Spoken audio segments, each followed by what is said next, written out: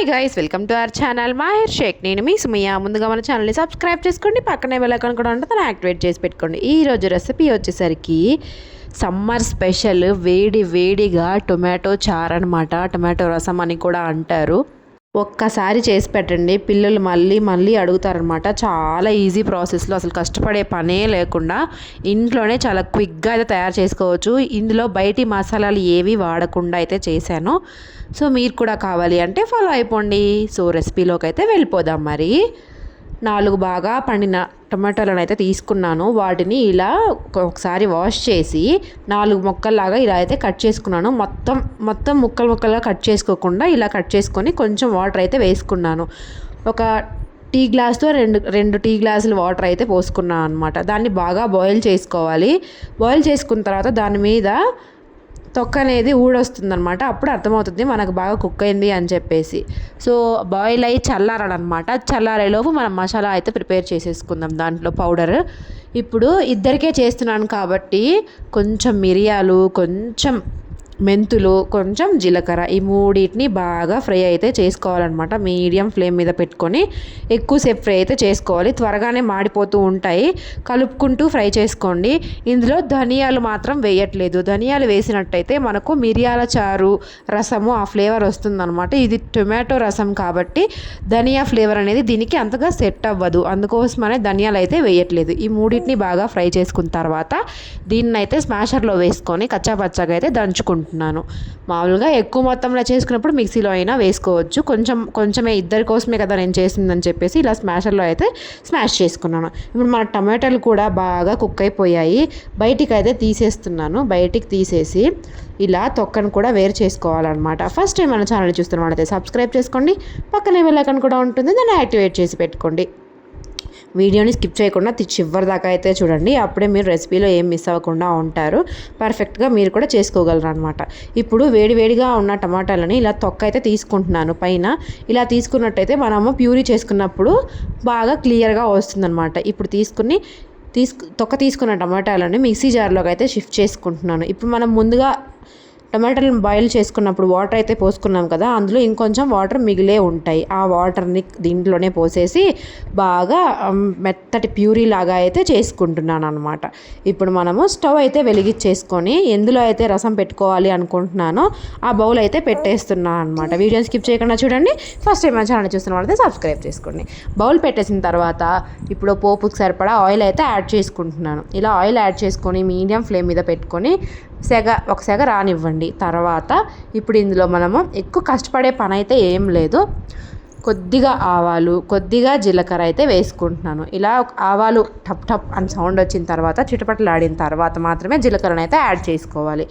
ఇలా యాడ్ చేసుకున్న తర్వాత మనము ఒక పెద్ద సైజు మీడియం సైజు ఆనియన్ అయితే ముక్కల్లాగా అయితే కట్ చేసి పెట్టుకోవాలి. అందులోనే పచ్చిమిరపకాయని కూడా చీలికల్లాగా చేసుకొని పెట్టుకోవాలన్నమాట. 2 పచ్చిమిరపకాయలు అయితే సరిపోతాయి. ఇలా ఉల్లిపాయలు, పచ్చిమిరపకాయలు బాగా వేగాలన్నమాట. ఇప్పుడు ఇందులోనే దంచి పెట్టుకున్న వెల్లుల్లి రెమ్మల్ని కూడా యాడ్ చేసుకోవాలి. అసలు రసము కానీ, టమాటో చారు కానీ, మిరియాల చారు కానీ ఫ్లేవర్ వచ్చేదే వెల్లుల్లి రెమ్మల వల్ల కదా.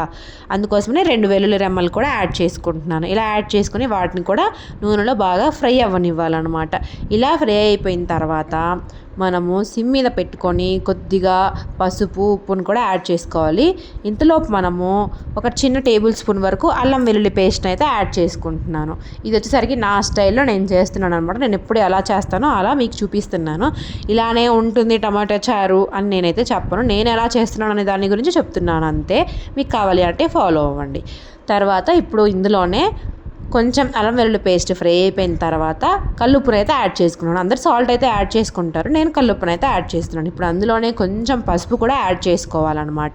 ఇలా పసుపు, ఉప్పు యాడ్ చేసుకున్నాము. కారం ఇప్పుడే యాడ్ చేసుకోకూడదు, ఎందుకంటే మనం పచ్చిమిరపకాయలు వేసాం కదా, ఆ ఘాటుకి తగ్గట్టు మనము ఎండు కారాన్ని అయితే యాడ్ చేసుకోవాల్సి వస్తుంది.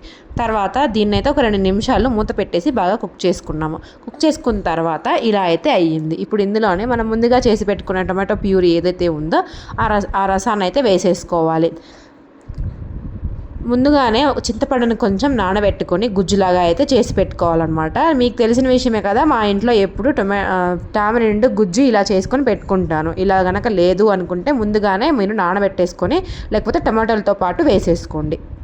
ఇలా 1 టేబుల్ స్పూన్ వరకు చింతపండు గుజ్జును కూడా యాడ్ చేసుకుంటున్నాను. ఎక్కువ ఏం పట్టదు, కొంచెం అయితే సరిపోతుంది. ఒక 1/2 టేబుల్ స్పూన్ ఉన్నా సరిపోతుంది. నేను చేసే క్వాంటిటీ ఇద్దరి కోసమే కాబట్టి ఎక్కువ రసం అయితే పట్టదనమాట చింతపండు గుజ్జు.